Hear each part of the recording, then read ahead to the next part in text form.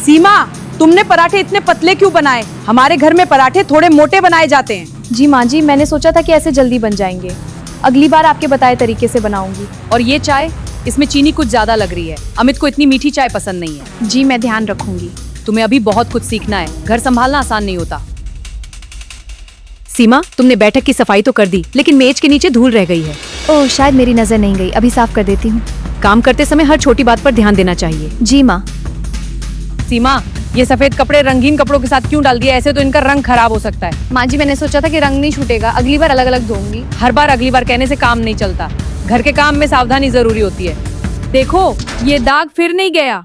माँ जी, आप मुझ में हमेशा कमी निकालते रहते हो। आखिर आप चाहते क्या हो? मैं पसंद नहीं थी तो मुझ क्यों लाई इस घर में? बस करो, हम तुम्हारी भलाई के लिए कहते हैं। भलाई मुझे नहीं चाहिए। गलत है तो गलत है। सुबह की चाय से लेकर पूरे घर की सफाई तक किसी काम में मन ही नहीं लगता इसका। मैं सुबह से बिना रुके काम कर रही हूँ। अगर एक छोटी गलती हो जाए तो इसका मतलब ये नहीं कि मेरी सारी मेहनत बेकार है। अरे क्या हो रहा है यहाँ?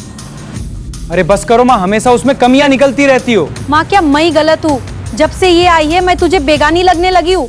माँ ऐसा कुछ नहीं है। नहीं, मुझे सब पता है। अरे माँ, वो भी अपना घर बार छोड़कर आई है, पढ़ी लिखी है, फिर भी घर का सारा काम करती है। उसका ख्याल रखना हमारा फर्ज है। हाँ, तो मैं क्या अनपढ़ हूँ?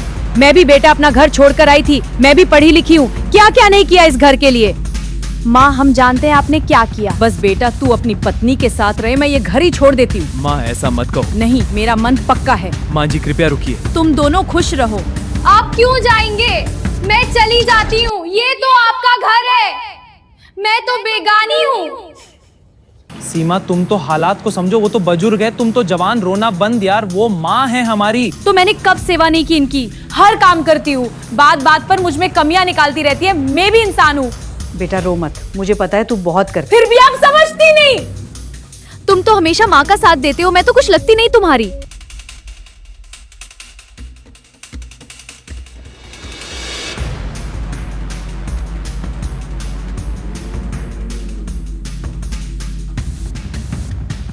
ये हालत होती है एक पति की। किसकी सुनो? मां की जिसने जन्म दिया, पत्नी जो सबको छोड़कर आपके पास आई है। हर पति की यही हालत है जिस घर में सास बहू का झगड़ा हो। माँ हमेशा मुझे डांटती है, बहू मेरी बात नहीं मानती। माँ की सुनो तो पत्नी नाराज, पत्नी को सुनो माँ नाराज। आप क्या करते हो जब ऐसे हालात पैदा हो जाते हैं?